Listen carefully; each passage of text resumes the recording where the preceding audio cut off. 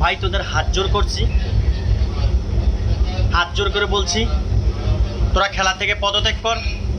হাজারো মায়ের সন্তানের চোখের পানি ঝরাইছস, দেশের কলঙ্ক করছস, দেশের দুর্নাম করছস, জাতির দুর্নাম করছস। তোদেরকে আর আমরা চাই না। তোদের মতো অপদার্থ খেলোয়াড় আমরা চাই না।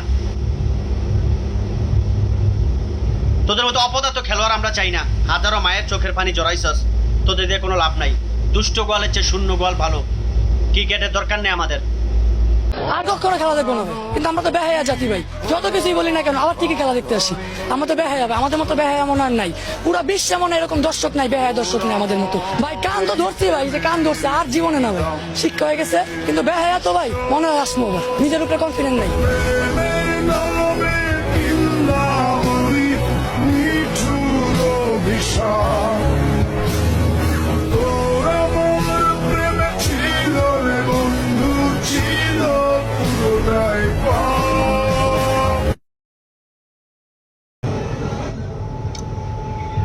ভোগ ভরা স্বপ্ন ছিল হাজারো দর্শকের, সেই স্বপ্নকে ভেঙে চুরে টুকরো টুকরো করে দিয়ে মানুষের মুখে হাসি বন্ধ করে ঝরিয়েছ চোখের পানি তোরা।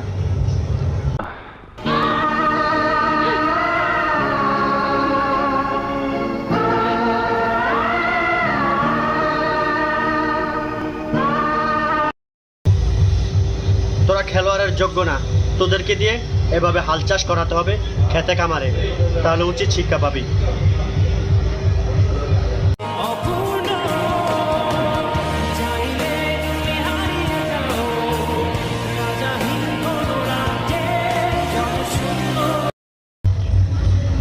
তোদের জন্য একটা বিনোদন রাখলাম, দেখে যা, ভালো লাগবে। এই বিনোদনটা দেখে দেখে রাতে স্বপ্ন দোষে ওইভাবেই ঘুমিয়ে পড়িস।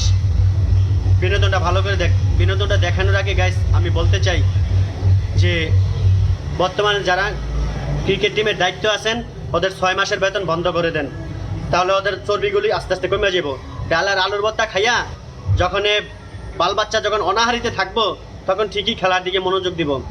রাতের বেলায় ফ্রি ফায়ার দেখতে দেখতে, ফ্রি ফায়ার খেলতে খেলতে মানে ওদের চর্বি জমে গেছে, কাজের দিকে মন নাই। প্রত্যেকটা মানুষ যদি নিজ কাজকে মূল্যায়ন না করে, যে কোনো কাজ যদি তার নিজ কাজকে যদি মূল্যায়ন না করে জীবনে সে সফলতা অর্জন করতে পারে না। এই কথাটা মূল্যবান কিনা গাইস বলে যাবেন। যে কোনো কাজ যদি মূল্যায়নের সাথে, মর্যাদার সাথে না দেখে, গুরুত্ব সহকারে না দেখে, সে জীবনে কখনো সফলতা অর্জন করতে পারে না।